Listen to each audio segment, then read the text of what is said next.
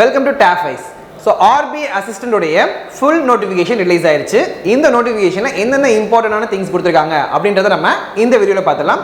So first இதோடைய vacancies. So மொத்தம் எவ்வளவு vacancies ரிலீஸ் பண்ணிருக்காங்க அப்படினு பாத்தீங்கன்னா ஓவராலா ஒரு 650 போஸ்ட் வந்து ரிலீஸ் பண்ணிருக்காங்க. ஓகேங்களா? அப்ப 650 போஸ்ட் அப்படின்றது ஓவரால் இந்தியா. ஓகேங்களாமா? சோ இந்தியா ஃபுல்லா என்ன பண்ணிருக்காங்கன்னா ஒரு 650 அசிஸ்டன்ட் கான நோட்டிஃபிகேஷன் வேகன்சி வந்து ரிலீஸ் பண்ணிருக்காங்க.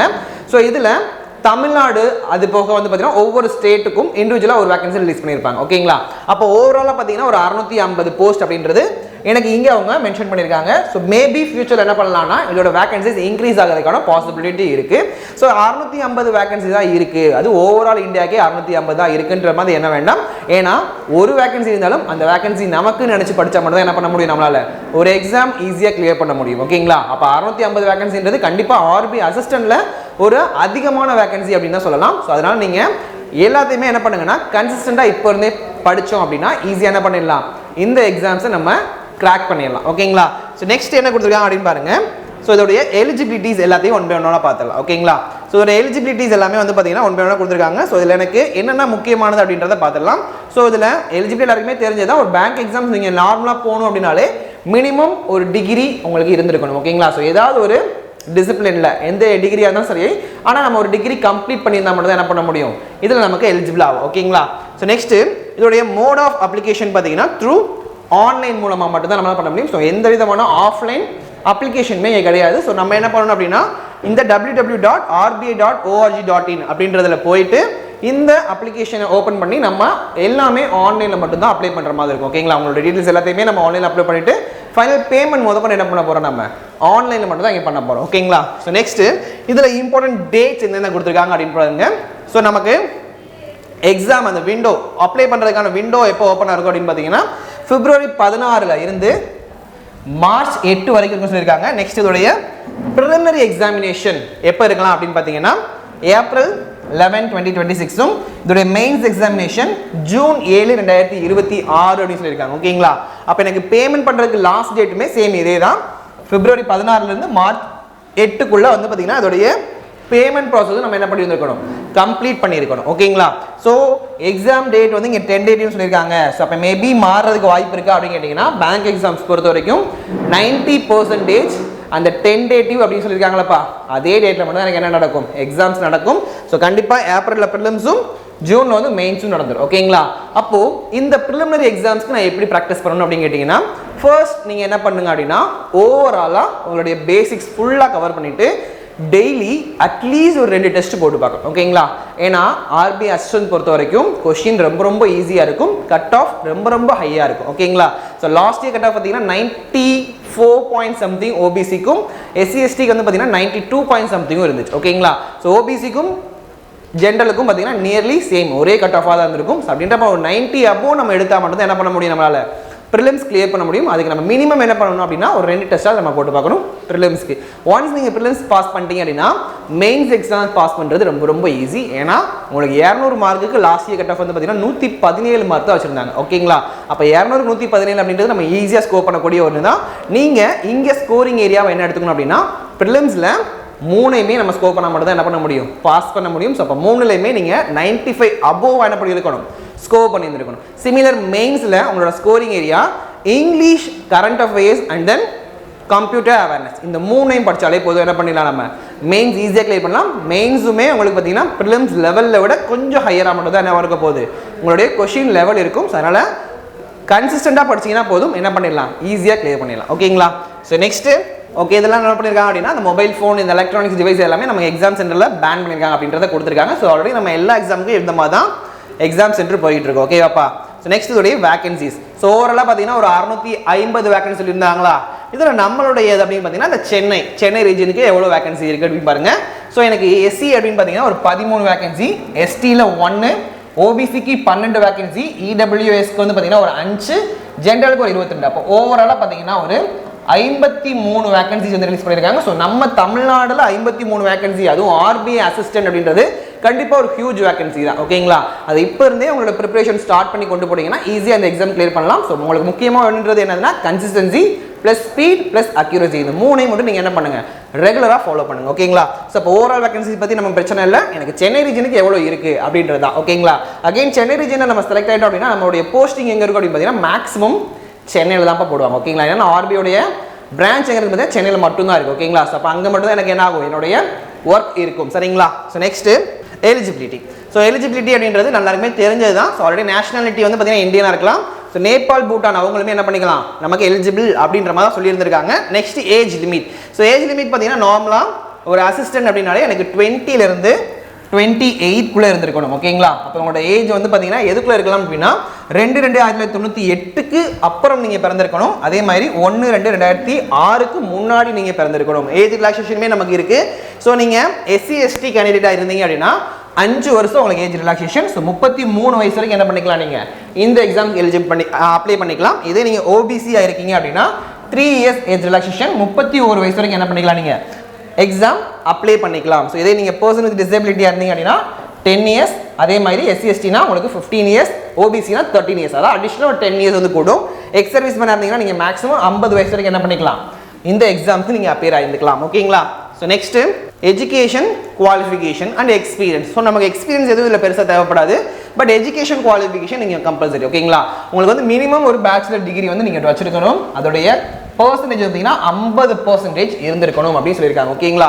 அப்போது 50% கம்மியாக இருந்தால் அப்ளை பண்ண முடியாதா அப்படின்னு கேட்டிங்கன்னா கண்டிப்பாக அப்ளை பண்ண முடியாது. உங்களுக்கு 49.99% இருந்தாலும் அது லெஸ் தென் 50 அப்படின்னு தான் என்ன பண்ணிக்குவாங்க, அவங்க கன்சிடர் பண்ணிப்பாங்க. ஓகேங்களா? அப்போ என்ன பண்ணணும், நீங்கள் 50 அபோவாக இருக்கான்னு பார்த்துக்கோங்க உங்களுடைய ஓவரால் பர்சன்டேஜ் மார்க். ஓகேங்களா? அதான் இங்கே சொல்லியிருக்காங்க பாருங்க, 49.99% will be treated as less than 50% அவங்க சொல்லிட்டாங்க. அகைன் உங்களோட சிஜிபியிலிருந்து எப்படி நான் வந்து இந்த பர்சன்டேஜை கன்வெர்ட் பண்ணணும் அப்படின்ற டவுட் நிறைய பேருக்கு இருந்திருக்கும். அதே உங்களுக்கு டீட்டெயிலாக கொடுத்துட்டாங்க. Equivalent CGPA or OGPA CPI or similar terminologies allotted on the point 10 point சொல்லியிருக்காங்களா? இப்போ பாருங்க, எனக்கு 6.75 உங்களோட சிஜிபி இருந்துச்சுன்னா உங்களுக்கு 60%, 6.25 இருந்துச்சுன்னா 55%, 5.75 இருந்துச்சுன்னா நீங்கள் 50% இருக்கணும். ஓகேங்களா? அப்போ உங்களோட சிஜிபி வந்து பார்த்தீங்கன்னா 5.75க்கு அபோவாக இருக்குது அப்படின்னா நீங்கள் இதுக்கு எலிஜிபிள் தான். ஓகேங்களா? So next scheme of selection, அதாவது நமக்கு எந்தெந்த ஃபேஸில் வந்து பார்த்தீங்கன்னா நம்மளோட எக்ஸாமுக்கு நம்மளை செலக்ட் பண்ணுறாங்க, அதாவது அந்த செலெக்ஷன் ப்ராசஸ் தான் இங்கே கொடுத்துருக்காங்க. ஓகேப்பா? இப்போ செலெக்ஷன் ப்ராசஸ் வந்து பார்த்தீங்கன்னா நம்ம ஆல்ரெடி பார்த்துருந்தோம், 2 ஃபேஸ் ஆஃப் எக்ஸாமினேஷன் மட்டும்தான் நமக்கு இருக்குது. ஒன்று வந்து பார்த்தீங்கன்னா ப்ரிலிமினரி எக்ஸாமினேஷன், இன்னொன்று வந்து பார்த்தீங்கன்னா மெயின்ஸ் எக்ஸாமினேஷன், கடைசியாக வந்து பார்த்தீங்கன்னா லாங்குவேஜ் ப்ரொஃபிஷியன்சி டெஸ்ட். இது வந்து பார்த்தீங்கன்னா செலெக்ஷன் ஆஃப் கிடையாது, ஜஸ்ட் வந்து பார்த்தீங்கன்னா ஒரு குவாலிஃபைங் நேச்சர் மாதிரி தான் வரும். ஓகேப்பா? அப்போ ப்ரிலிமினரி எக்ஸாமில் நான் என்னென்ன பார்க்கணும் அப்படின்னா English language, numerical ability, reasoning ability, மொத்தம் 3 சப்ஜெக்ட் தான். ஸோ இங்கிலீஷ் 30 கொஷின் 30 மார்க் 20 நிமிஷம் தராங்க. ரீசனிங்க்கும் ஆர்டிக்கும் 35 கொஷின் 35 மார்க் ஈச் 20 மினிட்ஸ். அப்போ மொத்தம் எனக்கு வந்து பார்த்தீங்கன்னா 100 கொஷின் 100 மார்க் 60 நிமிஷம். ஓகேங்களா? So cut off last year பார்த்தீங்கன்னா 96.75 அந்த மாதிரி சம்திங்கில் தான் இருந்துச்சு. அதனால் என்ன பண்ணுங்க, அந்த டைம் கட் ஆஃப் வந்து பார்த்தீங்கன்னா ஒரு 90க்கு மேலே இருக்க மாதிரி என்ன பண்ணிக்கோங்க, எய்ம் பண்ணி நீங்கள் ப்ரிப்பேர் பண்ணிங்கனாலே போதும், ஈஸியாக ட்ராக் பண்ணக்கூடிய ஒரு எக்ஸாம் தான். சரிங்களா?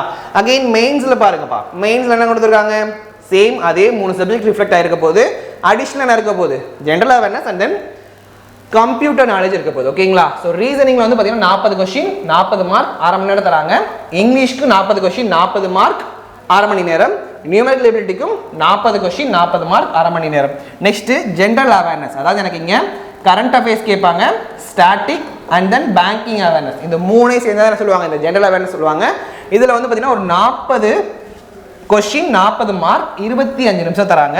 நெக்ஸ்ட் வந்து பார்த்தீங்கன்னா கம்ப்யூட்டர் நாலேஜ். ஸோ நீங்கள் இதில் நல்லா ஸ்கோர் பண்ணாமலே போதும், என்ன பண்ணிடலாம், ஈஸியாக இந்த எக்ஸாம் நம்ம கிராக் பண்ணிடலாம். ஏன்னா கம்ப்யூட்டர் அவேர்னஸில் பார்த்தீங்கன்னா நார்மலாக 6 நம்ம கம்ப்யூட்டர் கேட்பாங்க, பட் ஆனால் 40 கொஷினுக்கு 20 மார்க் தான் கொடுப்பாங்க. ஓகேங்களா? ஆனால் இங்கே பாருங்கள், எனக்கு 40 கொஷின் 40 மார்க் கொடுத்துட்றாங்க, 20 நிமிஷம் தான் டைம். ஓகேங்களா? அப்போ நான் கம்ப்யூட்டர்லேயே ஒரு 35+ வாங்கிட்டேன் அப்படின்னா ரிமைனிங் என்ன பண்ணிக்கலாம், நம்ம கொஞ்சம் மார்க் கம்மியாக இருந்தாலும் செலக்ட் ஆகிறதுக்கான பாசிபிலிட்டி அதிகம் இல்லை. ஸோ இதில் லாஸ்ட் கட் ஆஃப் வந்து பார்த்தீங்கன்னா 117 இருந்திருக்கு ஓபிசிக்கு, அதாவது மெயின்ஸ் கட் ஆஃப். ஓகேவாப்பா? அப்போ எனக்கு 117க்கு மேலே எடுத்தாலும் என்ன பண்ணிடலாம், நம்ம கண்டிப்பாக போஸ்டிங் அடிச்சிடலாம். ஸோ நீங்கள் ஒரு 125 அபோவ் ஸ்கோர் பண்ண ட்ரை பண்ணுங்க. ஓகேங்களா? So next language proficiency test. இதில் ஆல்ரெடி நம்ம சொன்னதல்லப்பா, எல்பிடின்னு சொல்லியிருக்காங்கல்ல, லாங்குவேஜ் ப்ரொஃபிஷியன்சி டெஸ்ட் நம்மளோட ஸ்டேட் லாங்குவேஜ் நமக்கு தெரிஞ்சிருக்கா அப்படின்றத செக் பண்ணுறது தான் இந்த லாங்குவேஜ் ப்ரொஃபிஷியன்சி டெஸ்ட். அகைன் இதில் நெகட்டிவ் மார்க்கும் இருக்குது. ஸோ நெகட்டிவ் மார்க் வந்து பார்த்தீங்கன்னா 1/4 ஆஃப் த மார்க் அப்படி சொல்லியிருக்காங்க. ஓகேங்களா? அதாவது ஒரு மார்க் அப்படி கொடுத்துருக்காங்க அப்படின்னா நமக்கு 0.25. பேங்கிங் பொறுத்த வரைக்கும் நமக்கு இந்த ப்ரிலிம்ஸ் மெயின்ஸ்ல எல்லாத்துலயுமே நமக்கு ஒரே ஒரு மார்க் தான் கொடுக்க போறாங்க ஒரு கொஸ்டினுக்கு. அப்ப நீங்க ஒரு நெகட்டிவ் மார்க், ஒரு கொஸ்டின் தப்பு அப்படின்னா உங்களுக்கு 0.25 மார்க் என்ன ஆகும்? மிஸ்டேக், அதாவது ராங்ல சப்ட்ராக்ட் பண்ணிடுவாங்க, கழிச்சிருவாங்க. ஓகேவாப்பா? நெக்ஸ்ட் வந்து எக்ஸாமினேஷன் சென்டர். ஓகேங்களா? எக்ஸாமினேஷன் சென்டர் வந்து பாத்தீங்கன்னா மோர் தென் நமக்கு வந்து பாத்தீங்கன்னா தமிழ்நாட்டுக்குள்ள பிரிலிமினரி எக்ஸாம்ஸ்க்கு வந்து பாத்தீங்கன்னா ஒரு 10 to 15 சென்டர்ஸ், அதாவது 15 டிஸ்ட்ரிக்ட்ல போட்டிருப்பாங்க. அதே மாதிரி மெயின்ஸ் எக்ஸாம் வந்து பாத்தீங்கன்னா ஒரு 5 to 7 டிஸ்ட்ரிக்ட்ஸ்ல நமக்கான சென்டர்ஸ் போட்டுருப்பாங்க. ஓகேங்களா? ஸோ அதனால எக்ஸாமினேஷன் சென்டர்ஸ் பொறுத்த வரைக்கும் பிரச்சனை இல்லை. நமக்கு எப்பயுமே தமிழ்நாட்டுக்குள்ள தான் நமக்கு என்ன பண்ண போறாங்க? எக்ஸாமினேஷன் சென்டர்ஸ் போடுவாங்க. நெக்ஸ்ட் இதோடைய salary process எவ்வளவு இருக்குன்னு பாருங்க. ஓகேங்களா? நம்மளுடைய பேசிக் பே அப்படின்னு பாத்தீங்கன்னா இங்க எவ்வளவு கொடுத்திருக்காங்க? 29,000 கொடுத்திருக்காங்க. ஓகேவாப்பா? அப்ப 29,000 எனக்கு பேசிக் பே இருந்துச்சுன்னா இதுல எனக்கு எக்ஸ்ட்ரா அலவன்ஸ் டிஏ இருக்கும், ஹெச்ஆர்ஏ இருக்கும், எல்லாமே சேர்ந்து ஓவராலா ஃபர்ஸ்ட் மந்த்ல என்ன பண்ணிக்கலாம்? நமக்கு வித்தவுட் ஹெச்ஆர்ஏ வந்து பாத்தீங்கன்னா 58,514 ரூபாய் வரைக்கும் வரும். அதாவது நம்ம நார்மலா ஒரு கிளர்க் எக்ஸாம்ஸ் போனாலே நமக்கு அதிகபட்சம் எனக்கு எவ்வளவு கிடைக்கும்னா ஒரு 42,000 இருந்து 45,000 ரூபாய் வரை கிடைக்கும். இது சென்ட்ரல் பேங்க் ஆஃப் இந்தியாவில். அப்படின்றப்ப என்ன பண்ணுவாங்க? நம்மளுடைய சென்ட்ரல் பேங்க்னா கண்டிப்பா சேலரி ஹையா தரப்பா இருக்கும். அதனால தான் என்ன பண்ணிருக்காங்க இங்க 58,514 ரூபாய் வித்தவுட் ஹெச்ஆர்ஏ அப்படி சொல்லியிருக்காங்க. ஓகேங்களா? அப்ப ஹெச்ஆர்ஏ இல்லாம என்ன பண்ணிடலாம்? நம்ம நியர்லி ஒரு 60,000 பண்ணலாம். அது போக வந்து பார்த்தீங்கன்னா 15% என்ன பண்ணிடுறாங்க? நம்மளுடைய ஹவுஸ் ரெண்ட் அலவன்ஸுமே அவங்க வந்து இது பண்ணிடுறாங்கன்னு சொல்லியிருக்காங்க. அப்போ அதுலேயுமே சேர்த்தனா எனக்கு நியர்லி வந்து பார்த்தீங்கன்னா ஒரு 60,000 to 65,000 என்னோட சேலரி வரதுக்கான பாசிபிள் இருக்குது. ஓகேங்களா? ஸோ நெக்ஸ்ட்டு இதுக்கு வேறு என்ன டீட்டெயில்ஸ் கொடுத்துருக்காங்க அப்படின்றத பார்த்துடலாம். ஓகேங்களா? ஸோ நெக்ஸ்ட் வந்து பார்த்தீங்கன்னா எனக்கு எந்தெந்த ஜோன் இருக்குது. ஓகேங்களா? மொத்தம் 4 ஜோனாக பிரிச்சுருக்கேன், east west north south. So நம்மள வந்து பார்த்தீங்கன்னா மொத்தமே ஒரு 4 தான் இருக்குது. ஓகேவாமா? ஸோ பெங்களூர், சென்னை, ஹைதராபாத், திருவனந்தபுரம் மொத்தமே 4 பிரான்ச் மட்டும் தான் என்ன இருக்குது நம்மளோட சவுத் ரீஜனில் இருக்குது. நம்ம செலக்ட் ஆனோம் தமிழ்நாட்டில் செலக்ட் ஆனீங்க அப்படின்னா சென்னையில் மட்டும் தான் உங்களோட போஸ்டிங் இருக்க போகுது. ஓகேங்களா? அகைன் ப்ரீ எக்ஸாமினேஷன் ட்ரைனிங்க்கு நீங்கள் எலிஜிபிள் தான். எஸ்சி எஸ்டி ஓபிசி மற்றும் பிடபிள்யூடி கேண்டிடேட் இருந்தீங்க அப்படின்னா நீங்கள் அப்ளை பண்ணும்போது என்ன பண்ணிடுங்க? இந்த ப்ரீ எக்ஸாம்ஸ் ட்ரைனிங் வேணும் அப்படின்னு சொல்லி ஒரு டிக் பாக்ஸ் இருக்கும், அதை கிளிக் பண்ணிட்டீங்க அப்படின்னா என்ன பண்ணிடலாம்னா நம்ம ஆட்டோமேட்டிக்காக இதுக்கு நம்ம எலிஜிபிள் ஆகிடுவோம். அப்போ என்ன பண்ணிடுவாங்க? நமக்கு ப்ரியராக வந்து பார்த்தீங்கன்னா எப்படி எக்ஸாமினேஷன் இருக்கும், ஸோ அதில் இருக்க ஒரு சில சிலபஸ் வந்து பார்த்தீங்கன்னா நமக்கு கிளாஸாக ஆன்லைனில் ப்ரொவைட் பண்ணிடுவாங்க. ஓகேங்களா? ஸோ நெக்ஸ்ட்டு இதோடைய எக்ஸாமினேஷன் ஃபீஸ். ஓகேங்களா? ஸோ மற்ற பேங்க் எக்ஸாம்ஸ் கம்பேர் பண்ணும்போது நமக்கு ஃபீஸ் வந்து பார்த்தீங்கன்னா இங்கே கம்மியாக தான் சொல்லியிருக்காங்க. ஓகேங்களா? ஸோ நார்மலாக வந்து பார்த்தீங்கன்னா எஸ்பிஐ ஒரு 750 போடுவாங்க, ஐபிபிஎஸ் வந்து பார்த்தீங்கன்னா ஒரு 850 அந்த ரேஞ்ச் இருக்கும். அதே மாதிரி வந்து பார்த்தீங்கன்னா அதர் எக்ஸாம்ஸ் ஏதாவது போட்டாங்கன்னா 1000 ரூபாய் வரைக்கும் கூட நம்ம ஃபீஸ் வந்து சொல்லுவாங்க. ஆனால் இங்கே ஆர்பிஐ வந்து பார்த்தீங்கன்னா எக்ஸாமினேஷன் ஃபீஸ் வந்து கம்மியாக தான் பண்ணியிருக்காங்க. எஸ்சி எஸ்டி பிடபிள்யூடி கேண்டிடேட் இருந்தீங்க அப்படின்னா உங்களுக்கான ஃபீஸ் வந்து பார்த்தீங்கன்னா வெறும் 50 ரூபாய் ப்ளஸ் ஜிஎஸ்டி தான் இருக்குது. ஓபிசி ஜென்ரல் அகெயின் இடபிள்யூஎஸ் இருக்கீங்க அப்படின்னா 450 ப்ளஸ் 18% ஜிஎஸ்டி. ஸோ ஓவரால் உங்களோட ஃபீஸ் வந்து பார்த்தீங்கன்னா ஒரு 550க்கு கம்மியாக தான் இருக்குது. ஓகேங்களா? ஒரு 550 ரூபாக்குள்ளே தான் இருக்க போகுது. ஸோ அதனால் யாரெல்லாம் பேங்க் எக்ஸாம்ஸ் ப்ரிப்பேர் பண்ணுறீங்க, கன்சிஸ்டண்டாக ஒரு 1 இயருக்கு மேலே நான் ப்ரிப்பேர் பண்ணிட்டு இருக்கேன் ஓகேங்களா அப்படின்னா நீங்கள் கண்டிப்பாக அப்ளை பண்ணிங்கன்னா இந்த எக்ஸாம் நீங்கள் ஈஸியாக கிராக் பண்ணலாம். ஓகேங்களா? இதே 1 இயர் பிலோ நான் அப்ளை பண்ண முடியாது அப்படின்னு கேட்டிங்கன்னா நீங்கள் 1 இயர் பிலோவாக இருந்தாலும் சிலபஸ் நான் கம்ப்ளீட் பண்ணிட்டேன், ஸோ கரண்ட் அஃபேர்ஸ் என்னால் கண்டிப்பாக படிச்சிட முடியும் அப்படின்ற கான்ஃபிடென்ட் உங்களுக்கு இருந்துச்சு அப்படின்னா என்ன பண்ணிடுங்க?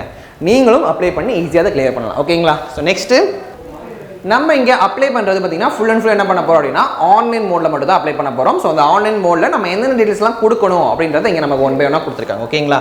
ஸோ ஃபர்ஸ்ட் வந்து பார்த்தீங்கன்னா நம்ம நேம் கொடுத்துட்டு நம்மளோட பேசிக் டீட்டெயில்ஸ் எல்லாமே நம்ம என்ட்ரு பண்ணிடுவோம். Next examination centre, father's name, mothers name and then 10th 12th percentage நம்ம கேட்பாங்க. ஓகேங்களா?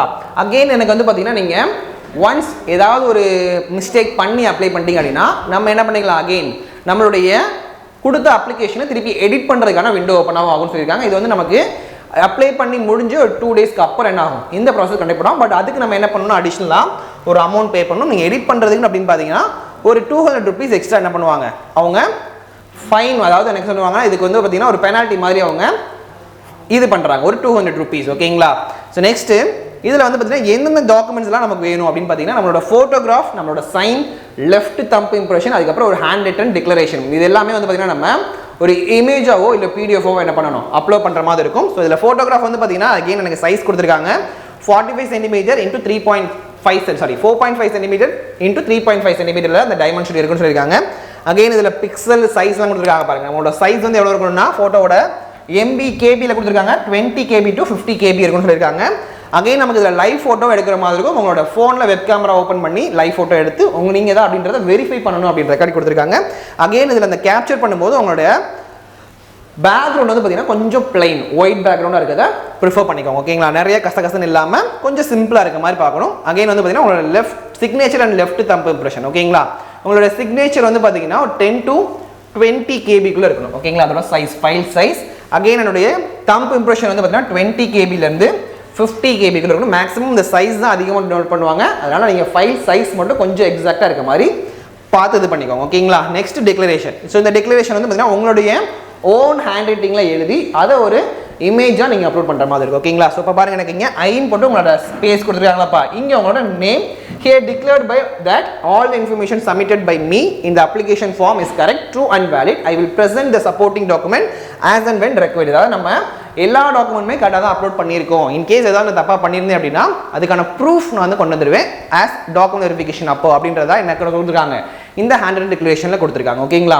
ஸோ நெக்ஸ்ட்டு நம்மளோட எக்ஸாமினேஷன் சென்டர்ஸ் அதெல்லாமே எங்கெங்கே இருக்கும் அப்படின்றத இங்கே டீட்டெயிலாக கொடுத்துருந்தாங்க. ஸோ அப்போ எக்ஸாமினேஷன் சென்டர் வந்து பார்த்தீங்கன்னா தமிழ்நாடுக்கு எங்கெங்கே இருக்குது அப்படின்றதையும் பார்க்கணும். அகைன் நம்மளோட லோக்கல் லாங்குவேஜ். ஸோ நம்ம லோக்கல் லாங்குவேஜ் எங்கன்னு பார்த்தீங்கன்னா சென்னை ரீஜனுக்கு நம்ம அப்ளை பண்ணுறோம்னா தமிழ் தான் நம்மளுடைய லோக்கல் லாங்குவேஜாக இருக்கும். அகைன் வந்து பார்த்தீங்கன்னா நம்ம எந்தெந்த லாங்குவேஜ்லாம் நம்ம எக்ஸாம்ஸ் எழுதிக்கலாம் அப்படின்னா சென்னை ரீஜனுக்கு English, Hindi and then Tamil இந்த 3 லாங்குவேஜில் என்ன பண்ணிக்கலாம். அதாவது நமக்கு டிஃபால்ட்டாக இங்கிலீஷ் லாங்குவேஜ் இருக்கும். அது போக வந்து பார்த்தீங்கன்னா நம்ம ஹிந்தி வேணாலும் செலக்ட் பண்ணிக்கலாம், இல்லை தமிழ் வேணாலும் என்ன பண்ணிக்கலாம் நம்ம செலக்ட் பண்ணி நம்மளை பைலிங்குவலாக எக்ஸாம்ஸ் எழுதிக்கலாம் ஓகேங்களா.